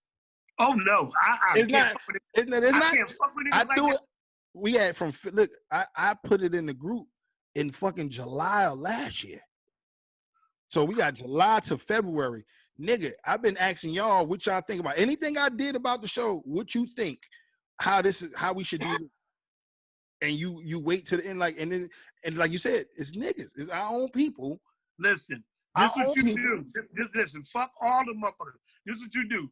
You get a cameraman that want to rock out with us. Mm-hmm. You get a motherfucker to host the shit.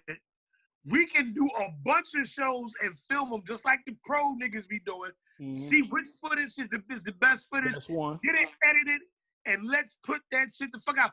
And look, we on a smaller scale. The venue look halfway decent. And we got the proper lighting, and I got a cute outfit on and shit, and everything. Let's do it. Because really, I'm so heavy into the shit that I'm like, the bitches like the muscle niggas. So I'm really awesome. I'm gonna spend 90 days on some heavy workout shit where like I can go out there and take my shirt off at the end. because the women, you know, everything is visual. Like, I remember when Deion Cole was fat. You wasn't around when Deion Cole was a fat motherfucker. Deion Cole was a fat motherfucker. Wait a minute. I do kind of remember that. When he wasn't like super duper fat, but he was a but he was a little chunky ass motherfucker. Yeah, I remember that. And then when Deion started taking, Deion always, I'm not gonna say he didn't take it serious. Deion took the comedy part of being a elite stand-up comedian very serious. But when he started getting them TV looks, that nigga went and got a personal trainer, start eating lettuce and cabbage and shit, and got that shit together. And when he got that shit together, when you look at Deion's specials, bitches always, he looks so fucking handsome. Look at his arms. He ain't do that incredible with the fucking arms. He just, you know what I mean? Come on. I love Deion Cole. But I know why he did what he did. Because when you dealing in this movie shit, you want to be the kind of sexy nigga. I'm about to start eating nothing but water and ice cream. Yo, listen. I lost like the beginning of last year. Yeah, like the beginning of last year, I had lost a lot of weight, and nigga, my numbers jumped up. Nigga, the numbers gonna jump up. Jumped up. I'm not gonna even hold. I ain't gonna hold you, man. I want to be the little nigga that's wearing them little young niggas be wearing them tight ass clothes and shit. Yeah, I want to wear them tight ass motherfucking clothes too. Fuck that. I'm with you. No. But yeah, I ain't gonna front. If you a chunky fly nigga though, these bitches like a good chunky fly nigga though. Yeah, but I'm done with the chunky fly. No, I want to be done too. I want to be like 200 pounds. 200's about no lower than 190. I want to be right there. I'm trying, nigga. If I could get down to 175, I'm good. 174. Yeah, well, you. Yeah, I get you. I'm good. Yeah. I'm in there. I'm with you on that shit. You know what I mean? Yeah, man. Because like, you wanna.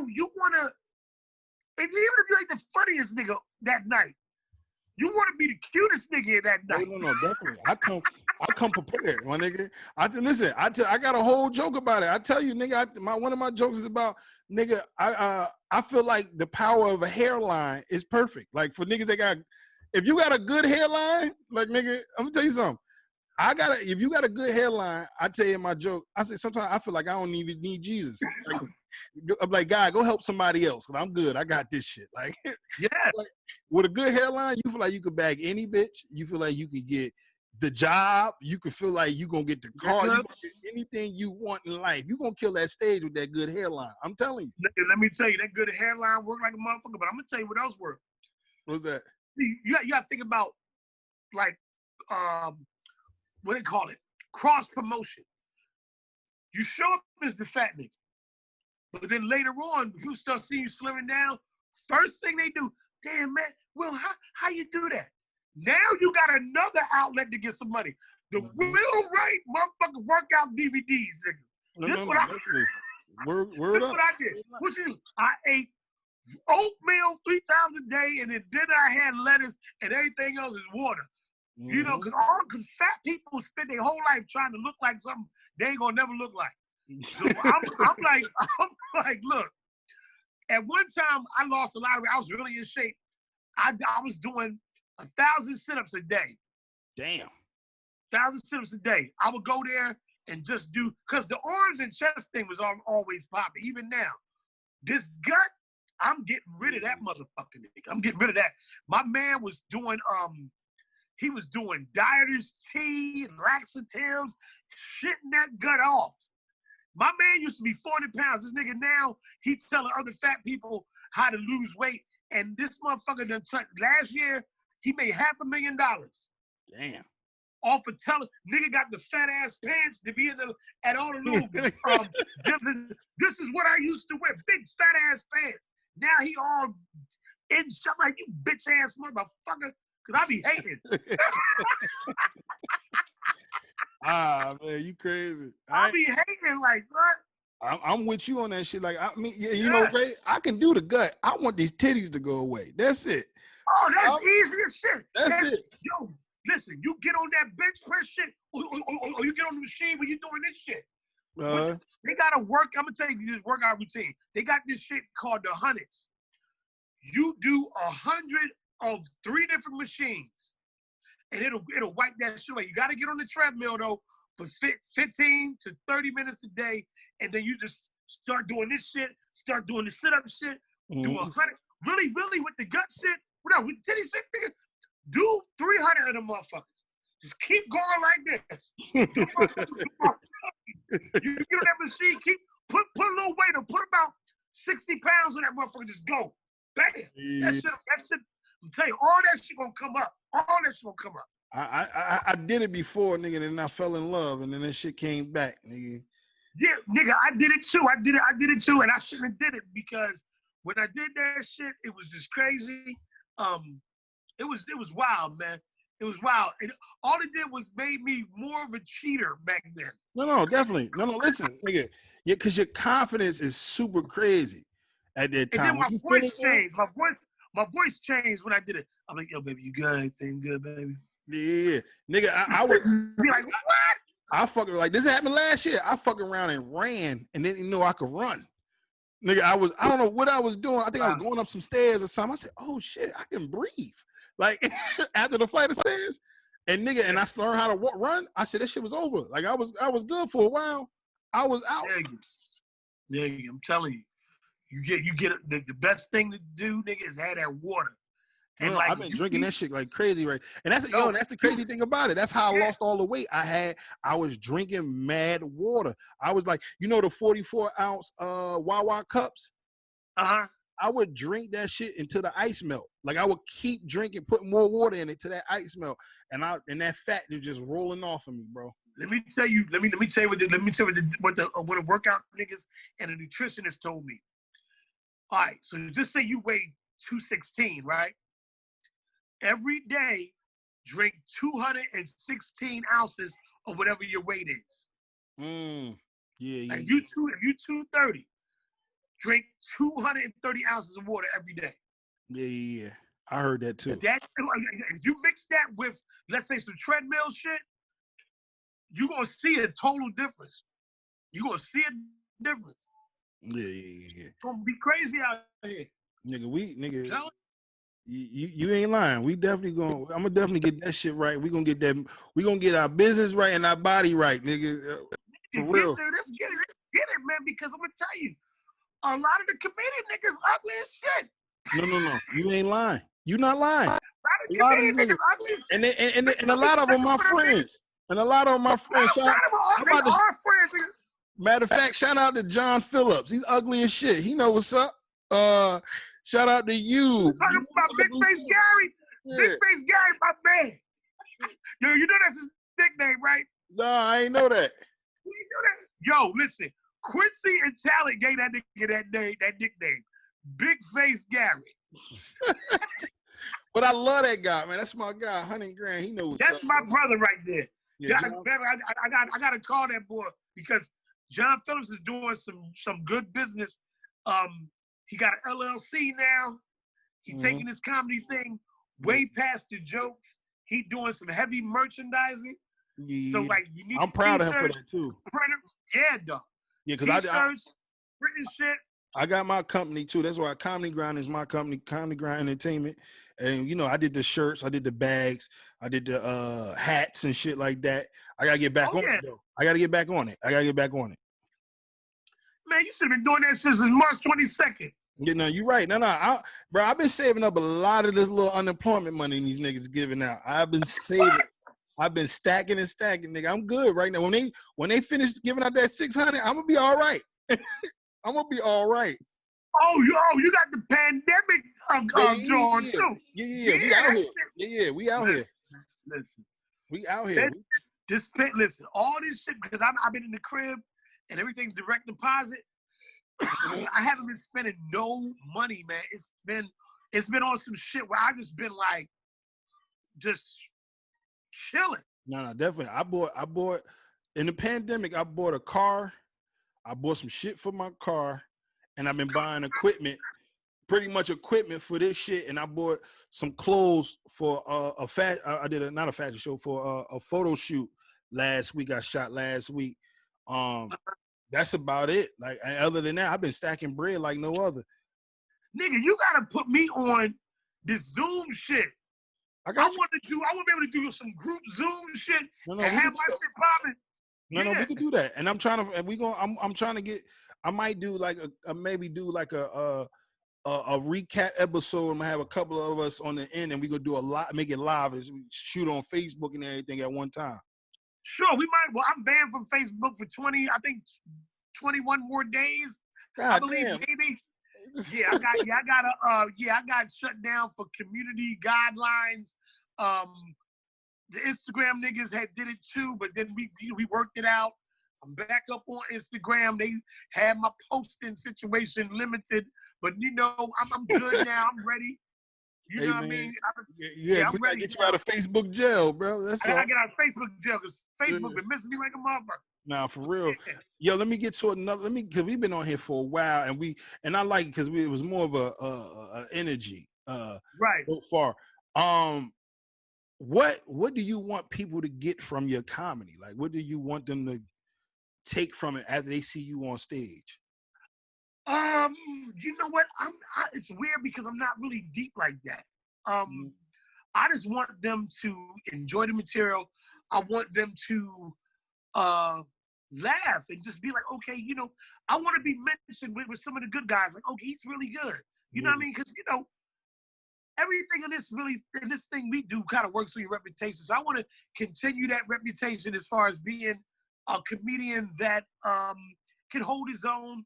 And in the process, you know, build a fan base even more, make a couple dollars, man, and you know, do my thing, man. I don't gotta be the Kevin Hart guy. I just want to be more like, I would say maybe 10 levels down from Chappelle. I can live with that. I like that. That's dope. That's I can live with that. I mean, I want to be able to be recognized, but I do want to touch $1 million. You know what I mean? No, we definitely. We want to. I want to touch a couple of them. Yeah, $1 million be cool for me. I'm good because I don't really need much, man. You know what I mean? I'm you know, my wife got me on lockdown, so I ain't gonna be out there acting a fool like that. I just want to be the chill, you know, dude that got a little couple dollars and shit, and you still gotta guess what it is, you know. Yeah, pull up in another nice little ride and, you know, be comfortable, man. I'm cool with that. That's what's up, man. Like I appreciate that. Like, cause even when I wrote that question, I had to think about that shit for myself. Like, yo, what do I want people to take from when I get off the stage? Because it's I really believe that laughter is medicine, bro. I actually seen it work. Like as in medicine. Like I'll tell you a quick story. It was before comedy, Kevin Hart, when he dropped his second special. Was it Seriously Funny? And I was that nigga. Right. I was always that nigga. When I go to Walmart for something, I had to go buy a DVD. I was that guy. So I ended up buying. I was that nigga for real. I'm not gonna even front. Like I done got rid of all my DVDs. Right. You know, we on a Fire Stick now. But I was buying DVDs like no other. So I bought both of them. I bought Grown Little Man and I bought Seriously Funny. And my wife, I went to Walmart because she had a real bad headache. And I went to Walmart to get some Tylenol or whatever, and I bought the DVD. She never even took the Tylenol, and we watched those DVDs. She laughed so hard, and she forgot all about that goddamn headache. I said, that laughter is medicine for real. It is. Yeah, it is, man. It is, man. It is, man. Yeah, and it's just, you know, this game, man. This game, I think the one thing I like about it, I believe the hard work pays off in this shit. No, definitely. I really believe it. Hard work pays off, man. Because I've been blessed with some really talented people, just being around them and learning things in business. And the hardest part about comedy is that we're doing this shit by ourselves. So you got to be your own cameraman. You got to be your own writer. Yeah. You got to be your own social media publicist. You got so much to do. And it's like, man, you know, this time off, I've learned the other side of the business. I gotta be the writer. Every morning, man, I'm up like 5, 6 in the morning. And, you know, a lot of times I've been successful. It takes one day sometimes to do a whole skit. Yeah. No. You serious. You're not lying. Yeah, it takes you know, because, you know, I'm learning, I've gotten better, but it still take a while because something will come and, you know, and you be like, damn, I'm gonna put that in there. And, you know, it's crazy, man. But what I've learned is this. If you can get 12 hours just to be creative, you can get a lot accomplished in this game. No, definitely. Stand-up comedy has gotten easier to the point where I don't need an open mic, really, to work it out. I can write it, practice it in the crib, put it out there. Because for comedians, I think we got to do our thing like musicians do. A new bit should be 3 to 5 minutes. A new piece, and you get it pieced together, you work it out, you're like, yo, that shit fun. If it's funny to you, it's gonna be funny to everybody else. True. You know what I mean? So you get it, you work it out, you're like, yeah, that shit gonna be fire. And I just feel I'm in a creative zone right now. No, definitely. You know what I mean?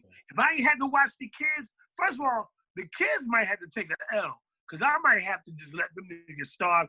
I ain't making no breakfast, nobody. Go ahead and do your own homework. You flunk out of school, that's it.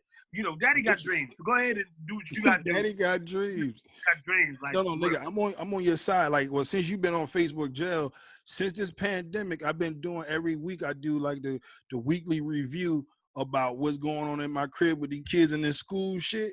And I'm with you, man. If it wasn't for the school giving these niggas breakfast and lunch, I'm not getting up making y'all niggas nothing.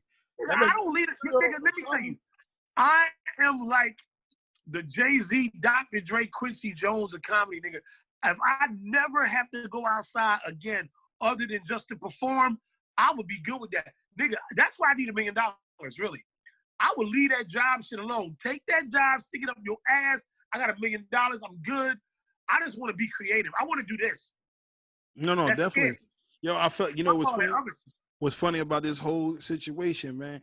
I told my man the other day, I said, I think I did this. The pandemic is my fault. I feel like it. He said, why you say that? I said, nigga, I prayed to God and told him, I said, listen, bro, I just want to stay home and make money and do what I got to do with my career and shit like that. That nigga shut down the whole world on me. I said, oh shit. Nigga, let me tell you, when you got this kind of time to yourself, it's weird because I wouldn't consider myself a super religious person, but I've been having prayer service in this house. Yeah, we do too. Our family that pray together, we stay together around here. Nigga, me and the bull guy be talking. Yeah, I be talking to him so much right now. I just be walking down the street or just like doing something around the house. I be like, Lord, I need this, or Lord, I need that, or I want that. And I try to be particular because he got a sense of humor. I feel like God got one of the sisters. You ever seen that movie Bedazzled? You ever seen that movie? Yeah. Remember That's when one of my favorite. Hold up. Have you seen the old school Bedazzled? Nah, I only seen the. You gotta see the old one. The new one is great. The new one did justice. The old one, the double was a guy. But the new one with the double being a chick, it was one of the first movies I really, really consider a favorite movie of mine because they filmed it back in the 60s. Okay. And I will watch it every time. That's a movie I can watch again and again. If it come on, I'll watch it. Yeah. But yeah, like what you say, you be careful what you ask for. And all that stuff. You had to be careful. That nigga he wanted to be a basketball player, 7, 8 feet tall and all that. And the nigga had the little like you work hard. Yeah. You work hard, you put in 100%. 110%. 110%. Yeah. 110%. And I was like, oh shit. Yeah. So it just like that's what God is just like that. Like, yo, ask him for what you want. But ask for everything. Like you gotta get that nigga. You gotta give God bullet points. Hey, I want a car, but I want this type of car at this type of time. Like you know what I'm saying? Like, but it's crazy like that. Nigga, let me tell you something. I love my job, but it's stressful, right? Yeah. But I swear, man, if I could never go back to that motherfucker again, no, you're right. Keep getting this bread. I ain't in front. Before I did this, right? I prayed to God and asked. One of my prayers for this thing was for it to take off in a way that I don't have to go back to work. I want to save up enough of this bread, but I want to take some of that bread and invest it and all that too, so I can do this and do more shit like this. And when it do get out of this, I want to be able to travel and chase my dream and move to the next level. My job is holding me back. I got a lot of kids. I got 6 and I got 1 on the way. So what? Oh yeah, I'll be fucking. Yeah. Oh, you really be fucking, boy. But I'm a unicorn because all my kids is with one woman. Y'all niggas gotta stop being freaky, yo. Yo, I can't, man. I love that girl, bro. That thing, you know. I mean, I understand you love her, but damn. I can't. But we done though. I just got neutered in January. So okay, this the last one, right? No, that was I hit her up before I went to the before I had my surgery, and so she lucked out. How many months your wife? She about between I think 6 months.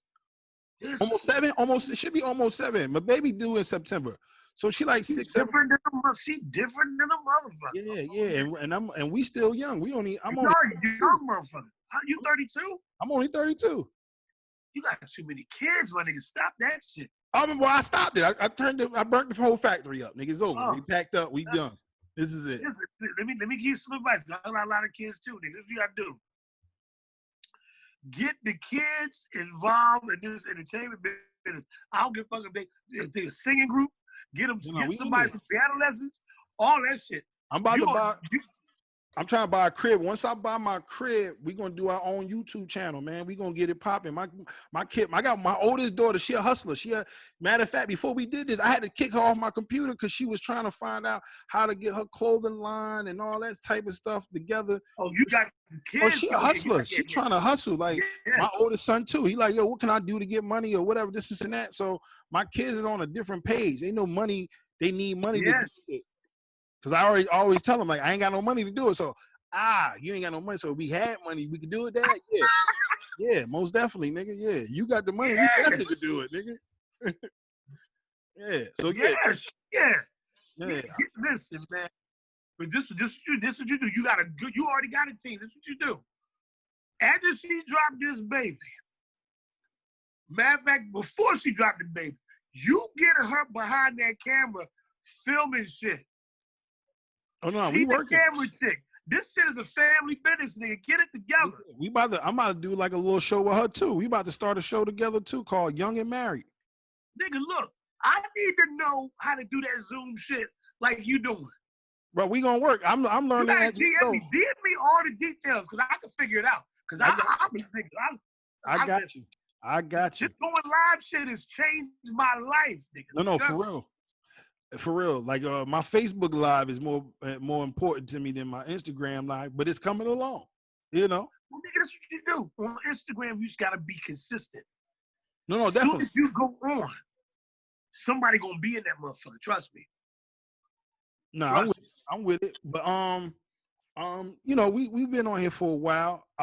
You got anything you want to tell the people, like what you got coming out? Anything you got working on right now, or anything? Just follow me on my two main Instagram pages, Denny Live TV and the Denny Live Hater Show. Both pages, you really got the same shit. Whichever one go viral, pop first. That's why whenever you steal one, you're gonna steal another. But follow me. I'm not following nobody else on Denny Live TV. But you can follow me on the Denny Live Hater Show. I specialize in making meme jokes about your favorite reality stars, TV stars, presidents, politicians, and on the Denny Live Hater Show, you can send me a DM about who you don't like and what you want to say to them, and I'll say it for you.